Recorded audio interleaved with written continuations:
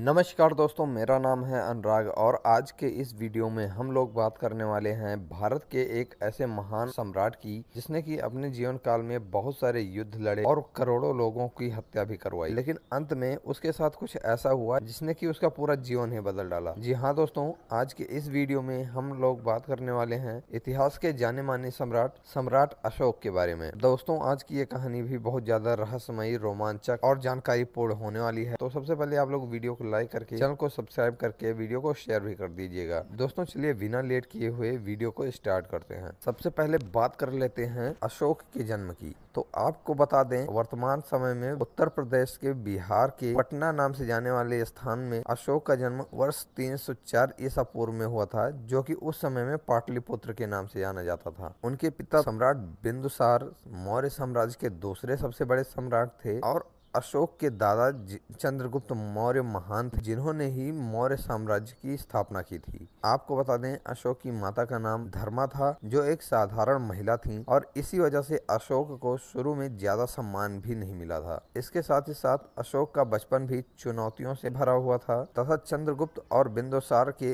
अन्य पुत्रों के बीच सत्ता की दौड़ शुरू से ही इनके साथ हुई थी। अशोक बचपन से ही बहुत ही ज्यादा क्रोधी और साहसी था, लेकिन इसके साथ ही साथ वह बहुत बुद्धिमान भी था। उसे तक्षशिला और उज्जैन जैसे बहुत ज्यादा दूर स्थलों पर भेजा गया ताकि वे विद्रोहों को दबा सके, और यही उसका वास्तविक परीक्षण था। आगे चलकर वर्ष 284 ईसा पूर्व में तक्षशिला में ब्राह्मणों और वहां के प्रजा ने विद्रोह किया, जिसकी वजह से उस विद्रोह को अशोक ने अत्यंत कठोरता से कुचल दिया और ये पहला युद्ध था जहां अशोक की क्रूरता प्रसिद्ध हुई। आपको बता दें, इस युद्ध में अशोक ने हजारों लोगों को मार डाला। इसके साथ ही साथ उज्जैन में राज्यपाल के रहते हुए अशोक ने राजनीति और प्रशासन सीखी और यहीं पर ही अशोक की मुलाकात विदिशा की देवी से हुई, जिससे कि उन्हें एक पुत्र की प्राप्ति हुई जिसका नाम महेंद्र रखा गया। और वर्ष 273 से 269 ईसा पूर्व के बीच अशोक के लिए एक बहुत मुख्य समय था, जिसके बीच में अशोक के पिता बिंदुसार की मृत्यु होती है और इसके बाद अशोक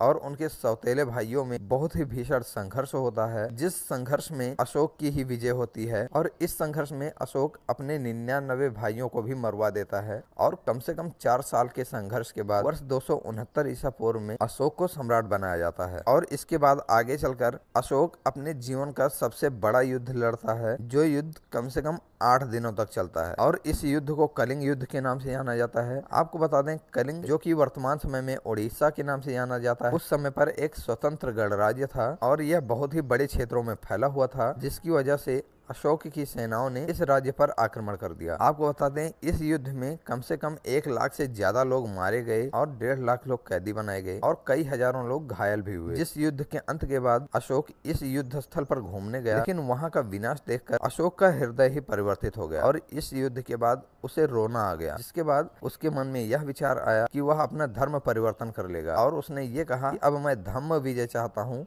न कि रण विजय। और इस युद्ध के बाद अशोक ने उपगुप्त नामक बौद्ध भिक्षु से दीक्षा ली और उसने बौद्ध धर्म को अपनाया और उसका प्रचारक बन गया। अशोक ने धर्म की नैतिकता, करुणा और सहिष्णुता को अपने शासन की नीति बनाया। उसने पशु बलि बंद कर दी, करुणा, अहिंसा और धार्मिक सहिष्णुता को और भी ज्यादा बढ़ावा दिया। अशोक का सबसे प्रमुख सलाहकार उपगुप्त और महामाते राधागुप्त थे। यही 2 लोग थे जो कि अशोक के विश्वस्त सलाहकार थे। राधागुप्त ने ही अशोक को सिंहासन पर बैठाने में मदद की थी और उत्तर में हिंदू कुश से लेकर दक्षिण में कावेरी नदी तक और पश्चिम में अफगानिस्तान से लेकर पूर्व में बंगाल तक ने अपने साम्राज्य को फैलाया। सम्राट अशोक का साम्राज्य भारत के इतिहास में सबसे विशाल सम्राट था। इसने अपने पुत्र महेंद्र और पुत्री संघमित्रा को श्रीलंका भेजा बौद्ध धर्म को फैलाने के लिए, जिसकी वजह से यह बौद्ध धर्म भारत, नेपाल, अफगानिस्तान, बर्मा और श्रीलंका आज जैसे देशों में फैलाया गया। अशोक ने 84,000 स्तूप बनवाए और उसने इसे शिलालेखों में धम्म के संदेश लिखवाए, जो कि आज भी भारत, नेपाल, पाकिस्तान और अफगानिस्तान में पाए जाते हैं। और जीवन के अंतिम वर्षों में अशोक अकेलेपन और स्वास्थ्य समस्याओं से जूझा और इसके उत्तराधिकार को लेकर उसके पुत्रों में भी बहुत ज्यादा संघर्ष हुआ और वर्ष 232 ईसा पूर्व में अशोक का अंतिम समय कहाँ बीता, इस पर बहुत ही ज्यादा मतभेद है। कुछ लोग कहते हैं कि उसकी मृत्यु पाटलिपुत्र में हुई, लेकिन कुछ लोगों का यह भी कहना है कि वह विदिशा में मरा। लेकिन अशोक की मृत्यु के बाद मौर्य साम्राज्य कमजोर होता चला गया और इसके बाद साम्राज्य में तेजी से गिरावट आई और अंतिम मौर्य सम्राट बृहद्रथ की हत्या पुष्यमित्र शुंग ने कर दी और इसके बाद मौर्य वंश के सबसे अंतिम सम्राट बृहद्रथ की हत्या पुष्यमित्र शुंग ने कर दी और आगे चलकर अशोक को लगभग भुला ही दिया गया था। लेकिन उनके शिलालेख 19वीं सदी में मिले, जिसकी वजह से अशोक को जाना गया। भारतीय इतिहास के पुनर्लेखन में अशोक